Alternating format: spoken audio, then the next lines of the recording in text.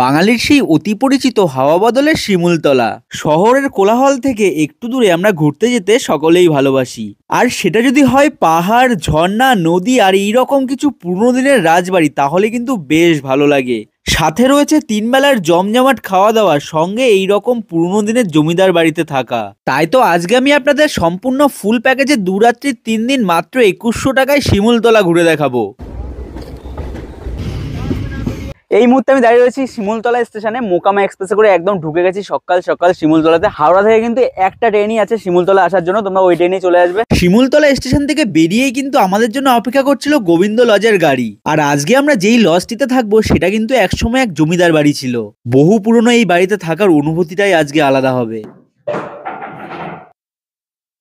এই মুহূর্তে পেয়ে গেছি সকালের ব্রেকফাস্ট। সকালের ব্রেকফাস্টে দেখতে পাচ্ছি এরকম পরোটা দিয়েছে, 3 পিস পরোটা দিয়েছে, মিষ্টি দিয়েছে এবং আলুর তরকারি দিয়েছে। এবং গরম গরম পরোটা আর এরকম আলুর তরকারি দিয়ে সকালের জমজমাট ব্রেকফাস্ট। ভালো কথা। এটা হচ্ছে বড় একটা রুম, যেটা 6 জনের জন্য। তোমরা যদি গ্রুপ প্যাকেজে আসো তাহলে কিন্তু এই রুমটা পাবে। আর এর পাশেই রয়েছে এরকম একটা বাথরুম। এছাড়াও 2 জনের জন্য কিন্তু রুম রয়েছে। এই রুমটা হচ্ছে 2 জনের জন্য। দেখো, মানে পুরনো দিনের ঐতিহ্য কিন্তু এই গোবিন্দ লজে রয়েছে। এই মুহূর্তে আমি পেয়ে গেছি দুপুরের লাঞ্চের খাবার দাবার। দেখো দুপুরের লাঞ্চের খাবার দাবারে কি কি দিয়েছে, ফটাফট সামনে আসো। এখানে আমি নিয়েছি আজকে রুই মাছের থালি। এখানে কিন্তু তোমরা রুই মাছের থালি নিতে পারবে অথবা কাতলা মাছের থালি নিতে পারবে। এর সাথে এইগুলো সব অ্যাটাচ থাকছে, সঙ্গে চাটনি পাঁপড়ও কিন্তু রয়েছে। ঠিক আছে, চাটনির কালারটা জাস্ট দেখো, এই দেখো চাটনির কালারটা। পাঁপড় রয়েছে। এদিকে আসি প্রথমে, এখানে ডাল রয়েছে, মাছ রয়েছে, এরকম বড় সাইজ একটা মাছ দিয়েছে। এখানে তরকারি রয়েছে, এখানে স্যালাড রয়েছে, এখানে বেগুন ভাজা রয়েছে, ভাত রয়েছে, লঙ্কা রয়েছে। আর এখানে কিন্তু আনলিমিটেড রয়েছে ভাত, সবজি আর ডাল। ঠিক আছে, যতক্ষণ তোমাদের পেট না ভরবে ততক্ষণ কিন্তু এখানে খাওয়াবে। ফার্স্টে আমি ভাতটা দিয়ে শুরু করি। এখান থেকে ভাত ভেঙে বেগুন ভাজা দিয়ে আসো, ফার্স্ট বাইট। বলছি একটু পরে। তরকারি কিন্তু ঝোল ঝোল করা হয়নি। ঠিক আছে, আমার বেশ ভালোই লাগে এরকম তরকারি। একদম বাঙালিয়ানা খাবার দাবার। আমি ভেবেছি কেমন কি খাবার দাবার হবে, বিহারে রয়েছি, বিহারে থাকছি, তবে একদম সেই আমাদের ওদিককার মতন খাবার দাবার। রাঁধুনির হাতে ভাই জাদু আছে। আর এই রইল ডাল। এই ডালটা দিয়ে এভাবে মাখামাখি করে একটু খেয়ে দেখি। একদম বাঙালিয়ানা খাবার দাবার। আর এদিকে রুই মাছ করা হয়েছে, এই রকম সাইজের একটা রুই মাছ দিয়েছে। এই হচ্ছে মাছ। এই মাছটা দিয়ে মাখামাখি করে, মাছটা দারুণ তৈরি করেছে। আর এদিকে চাটনি রয়েছে, টমেটোর চাটনি। বেশ ভালো খেতে। দুপুরের লাঞ্চ শেষ করার পর প্রথম দিনের ঘোরার জন্য আমাদের অটো কিন্তু চলে এলো। প্রথম দিনে আমরা অটোতে করে লাড্ডু পাহাড় এবং আরো বিভিন্ন সাইট সিং থেকে শুরু করে আরো বিভিন্ন জায়গা দেখার উদ্দেশ্যে বেরিয়ে পড়েছি। সমস্ত কিছু তোমাদের দেখাচ্ছি। এই অটোটাও কিন্তু এই প্যাকেজের মধ্যেই থাকছে। ঠিক আছে, মাত্র 2100 টাকার প্যাকেজের মধ্যে কিন্তু এই অটোটাও থাকছে। প্রথমেই আমরা চলে এলাম শিমুলতলা রাজবাড়ির সামনে। প্রথম দিনে আমরা চলে এসেছি শিমুলতলা রাজবাড়িতে। ঠিক আছে, লাড্ডু পাহাড়ের একদম ঠিক পাশে। এটা কিন্তু বহু পুরনো রাজবাড়ি। আসো ভেতরটা দেখায় তোমাদের। বহুদিনের ইচ্ছা ছিল এই শিমুলতলা রাজবাড়ি আসার। এর পেছনে বহু ইতিহাস রয়েছে। আজ এসে খুব ভালো লাগছে। আমরা এখন অটো নিয়ে লাট্টুপাড়ের দিকে আছি। এইমাত্র লাট্টুপাড়ে উপরে উঠবো। উপরের ভিউটা আপনাদেরকে দেখাবার চেষ্টা করব। আচ্ছা, লাড্ডু পাহাড়ের উপরে কি কি রয়েছে? মন্দির আছে। মন্দির থেকে আপনি উপর থেকে সবকিছু ভিউটা দেখতে পাবেন। অটো কিন্তু দেখো একদম লাড্ডু পাহাড়ের একদম কাছেই চলে এসছে। ওই নিচে শিমুলতলা রাজবাড়ি, তার একদম ঠিক পাশেই লাড্ডু পাহাড়। তোমাদের এতদিন সমুদ্র দেখিয়েছি, নদী দেখিয়েছি, সুন্দরবন দেখিয়েছি, মৌসুমী আইল্যান্ড দেখিয়েছি। এবার দেখো পাহাড়। জাস্ট লাড্ডু পাহাড়ের থেকে ভিউটা দেখো। আর লাড্ডু পাহাড়ের একদম টপ ফ্লোর, মানে একদম উপরে কিন্তু এরকম মন্দির রয়েছে, শিব ঠাকুরের মন্দির রয়েছে। ঠিক আছে, আর এই উপর থেকে ভিউটা জাস্ট দেখো। জয় বাবা। লাট্টু পাহাড়কে পেছনে ফেলে দিয়ে আমরা বেরিয়ে পড়লাম নতুন একটি জায়গায় যাওয়ার উদ্দেশ্যে। এইটা হচ্ছে বহু বছরের পুরনো রামকৃষ্ণ মঠ। এই একটা পাতকুয়া আছে, দেখুন এটা কত ডিপ। দেখুন এই পাতকুয়াটা দেখলে আপনার মন ভরে যাবে। এত ডিপ আমাদের পশ্চিমবাংলায় নেই। তারপর এরকম বিহারের সুন্দর গ্রামের দৃশ্য দেখতে দেখতে আমরা পৌঁছে যাচ্ছি নতুন আরেকটি জায়গায় যাওয়ার উদ্দেশ্যে। আমরা প্রথমে গেছিলাম লাট্টু পাহাড়, তারপরে রামকৃষ্ণ মঠ। সেখান থেকে গাড়ি নিয়ে এসেছি আবার ধারারা ফলসে নামছি। এই ধারারা ফলসটা দেখার মতো, শিমুলতলার মধ্যেই পড়ে এটা। তো এরপর আমরা যেই জায়গাটা এসছি, মোটামুটি ওরে বাবা, মানে এত কিছু দেখলাম, তার মধ্যে এটা দেখে আমার মন পুরো খুশ হয়ে গেছে। আসো, দারুণ লাগছে। এইরকম ঝর্ণা জাস্ট দারুণ লাগছে।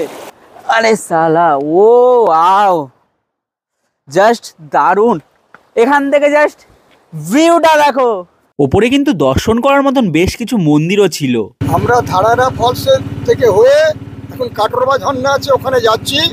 ওখান থেকে গিয়ে আবার সন্ধে হয়ে যাবে, হলদি ঝর্ণা এখন যাওয়া যাবে না, কারণ ওখানে 3 কিলোমিটার ভেতরে আছে, ঢুকতে হবে, জঙ্গল আছে। ওটা দিনের বেলায় সকালে ছাড়া হবে না। এখন সূর্য নেমে গেছে, যেতে যেতে অনেক সন্ধে হয়ে যাবে, হলদি ঝর্ণায় ঢুকতে পারবো না। এখন কাটোরবা সাইড সিন হয়ে, মানে কাটোরবা একটা ঝর্ণা আছে, ওখানে দেখে আমরা আমাদের গোবিন্দ লজে চলে যাবো। Line by line. চলো চলো চলো চলো।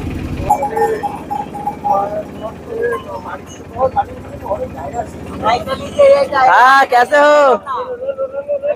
अच्छा हो এই দেখো, চলো চলো, বাই বাই, টাটা। আচ্ছা, একদম শেষে এটা আমরা কোথায় এলাম? এটা কাটোরবা নদী ঝর্ণা। আচ্ছা। যেটা হলদি ঝর্ণা থেকে মিশে এই ঝর্ণাটা এখান থেকে যাচ্ছে, এটা লাস্ট। আর যেটা হলদি ঝর্ণা ভেতর দিকে যাবে, ওটা 3 কিলোমিটার ভেতরে। আচ্ছা, সন্ধ্যের সময় এটা যাওয়া যাবে না, সেই জন্য আমরা সকাল সকাল বেরোলে হলদি ঝর্ণার পাশ হয়ে তারপরে কাটোরবা নদীতে আচ্ছা আসছে। আচ্ছা, মানে তোমরা যারা আসবে মোটামুটি ওরা সবাই দেখতে পারবে তো? দেখতে পাবে। আচ্ছা, আমরা একটু লেটে বেরিয়েছিলাম, আমাদের দোষের জন্য কিন্তু আমরা ওটা দেখতে পারলাম না। ঠিক আছে, তোমাদের যা দেখিয়েছি সেটাই অনেক। মানে এই প্যাকেজের মধ্যে সত্যি আমি ভাবতে পারিনি এত কিছু পাবো। সন্ধ্যাবেলায় এরকম গরম গরম চা পেয়ে গেছি, সঙ্গে কিন্তু পেঁয়াজি পেয়ে গেছি আর মুড়ি। ঠিক আছে, এই রকম পুরোনো দিনের জায়গায় কিন্তু রয়েছি। সঙ্গে সঙ্গে কিন্তু পুরোনো দিনের যেসব খাবার দাবার যেগুলো এখন চলেই যাচ্ছে, মুড়ি, তারপরে চপ, বিভিন্ন রকমের ভাজা, সেইগুলো কিন্তু দিয়েছে। এই রকম পেঁয়াজি রয়েছে, মুড়ি রয়েছে। ফার্স্টে চাটা খাবো, আর এরকম পেঁয়াজি। আমরা যে লজে রয়েছি, গোবিন্দ লজ, সেই লজেরও কিন্তু বহু ইতিহাস রয়েছে। চলো সেই ইতিহাস সম্পর্কে একটু জানা যাক। প্রথম বিশ্বযুদ্ধের আগে এই জমিদার বাড়িটি তৈরি হয়েছিল, তা এখনো তার সাক্ষী বহন করছে 19বিংশ শতাব্দীর কথাগুলো। এখানে থেকে আপনারা সেই পুরনো আমলের একটা অনুভূতি পাবেন। কলকাতা থেকে একমাত্র এক্সপ্রেস ট্রেন হচ্ছে মোকামা এক্সপ্রেস। এছাড়াও জনশতাব্দী এক্সপ্রেস বা অন্যান্য কিছু গাড়িতে হয় জোসিটিতে অথবা ঝাঁঝা স্টেশনে নেবে, আমাদের গাড়ি আপনাদের পিক আপ করবে শিমুলতলা আসার জন্য। আমাদের হোটেলের নাম গোবিন্দ লজ। এটা শিমুলতলা রেলওয়ে স্টেশন থেকে মাত্র আধা কিলোমিটার দূরত্বে অবস্থিত। আমাদের এই যে প্যাকেজটা, এটা 2100 টাকার ভেতরে স্টেশন ড্রপিং, সাইট সিন, খাওয়া এবং হোটেলে থাকা, 2 রাত্রি 3 দিনের আমরা এর জন্য মাত্র 2100 টাকা অর্থাৎ 2100 টাকা ধার্য করেছি। আমাদের ফোন নম্বর হলো 7903637392। তারপর রাতের ডিনার কমপ্লিট করে দারুণ একটা ঘুম দিয়ে সকালের ব্রেকফাস্ট হাতে পেয়ে গেলাম। দুপুরে লাঞ্চ আর খাবার দাবার খেয়ে আমরা বেরিয়ে পড়লাম ঘোরার উদ্দেশ্যে। ভিডিও শুরুতেই কিন্তু আমি আপনাদের বলেছিলাম শিমুলতলাতে কিন্তু প্রচুর জমিদার বাড়ি রয়েছে, যেটা 100রও বেশি, যেখানে এখনো কিছু লোক বসবাস করে। সেইগুলোই আজকে আমরা ঘুরে দেখলাম। তারপর রাতের ডিনার কমপ্লিট করে রাতে দারুণ একটা ঘুম দিয়ে পরদিন সকালবেলা উঠে সকালের ব্রেকফাস্ট করে রুম চেক আউট করে দিয়ে বেরিয়ে পড়লাম। আর আমার সাথে বিহারের শিমুলতলা ঘুরতে গেছিল দেবরাজ ভাই। কেমন লাগলো আজকের ভিডিওটা অবশ্যই কমেন্টে জানিও, আর সমস্ত ডিটেলস কিন্তু ডেসক্রিপশনে থাকবে, তোমরাও যেতে পারো ঘুরতে।